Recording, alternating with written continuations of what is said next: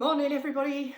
Okay, so this is the next, it's the video for the knee group and also one of my running groups, because somebody in my running group asked the question about why do my knees hurt when I run downhill. So I thought I could kind of kill two birds with one stone. So I am dying of a cold, so I'm a little bit squeaky and a little bit snotty, so apologies for that. Right, so coming downhill is very different to going uphill, and even if you're not a runner, which is why I'm doing it in the knee group as well as the running group, you may experience some discomfort in your knees while you're coming downhill, and there's a lot of impact coming downhill. It's actually to a certain extent almost like it's easier to go uphill. You know, you're going uphill, your heart and lungs have to work harder because you're dragging your body weight uphill, but coming downhill, gravity is assisting. So it's not as hard work on your heart and lungs, but because gravity is pulling you down the hill, unless you have a way, or your body has a way of mitigating the load or using the muscles, it will instead revert to the joints. So you can take a lot of impact through the knees coming downhill if certain muscles aren't involved in the process, if that makes sense. So this video is about teaching you just one exercise that helps you start to be more stable as you come downhill. So more stable in the pelvis, more stable in your center, so that as you come down the hill, your hip muscles help slow you down rather than just the joints. So when you come downhill, there's a tendency to just use the front of the legs, the quads. And if you've been following the series of videos in the November group, then you'll know that if you are overworking the quads, or the quads are tense all the time, they do tend to pull the kneecap back into the joint. So there's a couple of reasons why you might get, there's probably more than two, but that's what I'm going through here. So you might get discomfort in the knees coming downhill because your kneecap is being pulled out of center or out of alignment. So your knee joint obviously is like a hinge joint. Your kneecap, it sits in a groove. So if you imagine a groove like this between my knuckles, your kneecap should glide in that groove as you bend and straighten the leg. If you are overworking the outside of your quad muscles, so the front of your thigh, so if those are too tight, more engaged, more on, I'm trying to think of the right words, fuzzy brain, they're going to pull your kneecap slightly off center. So you're going to get some friction there anyway. And then if you add that to coming downhill where the quads are slowing you down and putting a braking force on to stop you sort of tottering away down there, rolling down the hill, then they're going to pull that kneecap even more against the knee, if you like, and create even more friction. And that can be one of the reasons why your knees hurt as you come downhill. And that's why the exercise that I did, the single leg lift, I can't remember what day that was, single leg lift, gets given a lot. The version that I showed you is to strengthen the inner side of your quads. I mean, it does a whole lot really, but it emphasizes the inner, so that it's kind of helping to keep your kneecap balanced and in the middle rather than being pulled off to one side. So that's one reason. And then the second reason is because you're not using the bigger muscles of your glutes and your outer hips to come down the hill. This is dead tricky to kind of explain, but if you've ever seen a horse come downhill, you'll kind of see it's got this big rump, its bottom, and it will sway from side to side. And essentially what the horse is doing is using its big hip muscles, its big butt muscles, to slow it down in almost like a slalom in motion, like if you're skiing. So if you are coming down a really steep hill, skiing, you'll go along and then turn around and back, and it's a way of slowing you down rather than coming straight down. The same if you go out hiking, you might find yourself on a very steep hill, and it's a lot easier to kind of walk across that hill and then keep kind of dropping down a level and slaloming across, essentially. And you can do that with your hips or your pelvis as well, which will help slow you down rather than relying on your quads and the front of your thighs providing that braking force. Like I say, it's a bit tricky to explain. You're going to have to take my word for it to a certain extent, but I'll see if I can show you with the exercise that we're going to do. So I've got the block here just as an example of like coming downstairs. So if I put my hands hands on my hip bones here. So I'm resting them on the top of my pelvis, and because my foot is on the floor here, I'm having to reach down with that foot. So my left side of my pelvis is lower than my right side. So for me to even those out, so my feet are now level, my pelvis is now roughly level. So if I was going downhill and taking a step downhill, I can either just bend this knee and step straight down, which loads up the quads on the landing leg. Again, apologies for the snottiness. Didn't plan to get a cold halfway through this this month. Or I'll demonstrate that again. You step forward and both knees come forward and you land heavily and your quads slow you down. Or I can allow that hip to drop. So this one, the left one, I can allow that hip to drop, which takes me closer to the floor so that I don't have as far to go. And the problem with this is most people are very tight and restricted around their waist and their glutes. All of this area really is not really kind of moving as well as it should. So what I'm making look kind of easy to drop the hip or to lower the hip with control, which comes from these muscles on this side, can be quite tricky to get to grips with. So the exercise itself, you may have seen it's another one that gets given an awful lot for knee pain and what have you, and other stuff as well really, but a lot for knees. And that's because the big muscles at the side, or relatively big muscles here, are going to help you balance when you walk.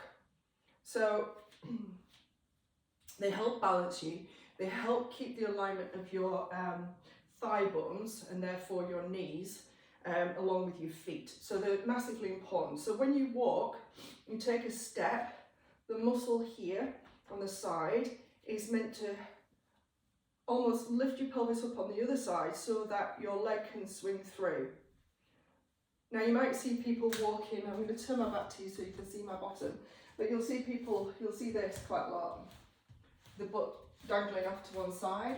That's a sure sign that these muscles here are not being used particularly well. Yeah, so you've got to have enough strength in the standing leg to keep your pelvis at least level as you're walking along and not allowing it to kind of sag.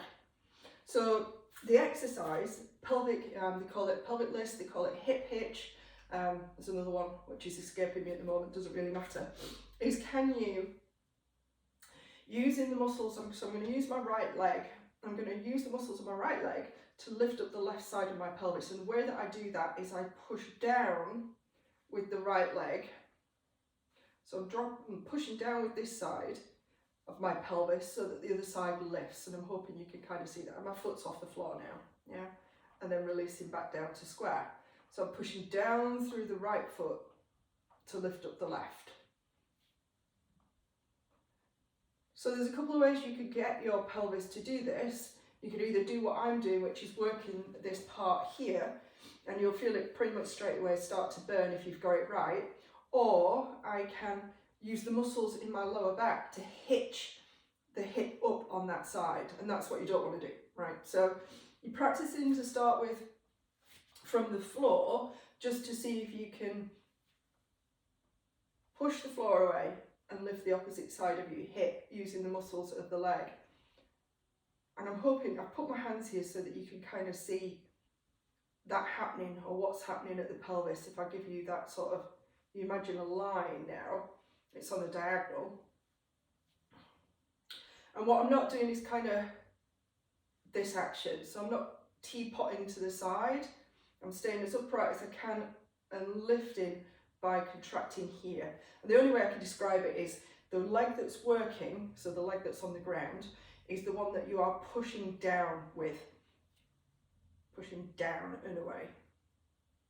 So once you've kind of got to grips with that, and you can kind of feel the muscles here, so glute muscles on the side starting to work, then you can make it bigger and add in a block or a step. Doesn't need to be a block, that's just handy for me here teaching you this exercise.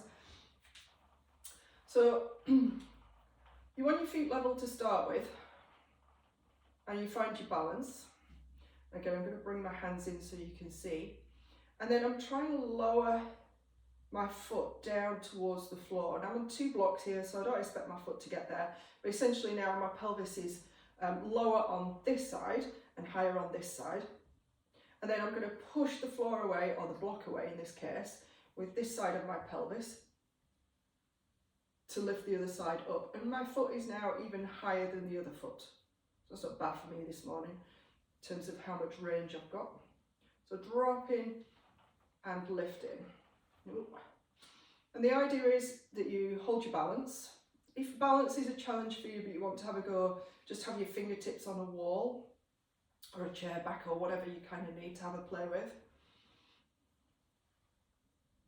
And it's nice and slow and steady. And the idea is, I mean, you're looking for endurance, you know, the ability to do this for a long time in the muscles. So if you can possibly avoid putting the foot down each time, you'll find that you work a lot harder. I'm going to try again on the other side. I'm going to do the other side so you get an idea. Feet level. Allow the pelvis to drop down, and you're allowing it. It's not a sag. I'm allowing that to happen by controlling it from here, and then I'm pushing the floor away on the left to pick up the right side. Controlling it down, pushing the floor away to pick it up on the other side.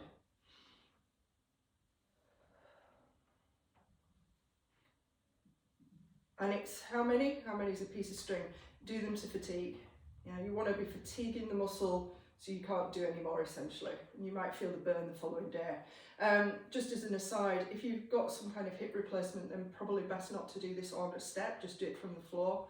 Don't wrong with practicing a little movement, but I wouldn't go big like this. So that's the movement, or have a play.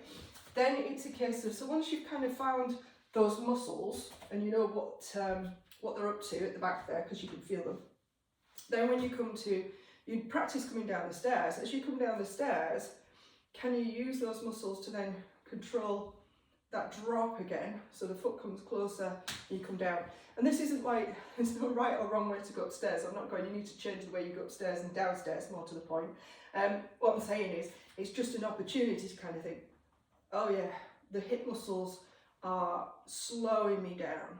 So as I come down a step, the hip muscle is, or that my hips or my pelvis is shifted to one side, and then if I did the other side, coming down the opposite side, the pelvis shifts again. So the pelvis is kind of moving from side to side, and these muscles are absorbing some of the impact that would otherwise have gone just through your knees when you drop down without any kind of support here. And you'll find most people that I work with, particularly those with bad knees, a lot of runners, weirdly, are very weak through this area. It's just because we don't use it. We spend a lot of time sitting, we spend a lot of time in heels, all this stuff kind of gets switched off. And you want to really bring those big parts, you know, these big parts, hamstrings, glutes, calves to a certain extent, but all of this wants to be involved in walking, and if you're a runner, definitely in your running, because they're the big muscle groups that are supposed to drive you forward, instead of kind of just flopping forward onto your quads and your knees all the time. Okay, I'm going to shut up now because that's 13 minutes. I'm trying to explain, it's quite a tricky exercise to explain online, so if you've got any questions as per, just give me a shout. And again, I apologise for being a little bit snotty during that with my horrible cold. I hope everybody else is well. Speak soon.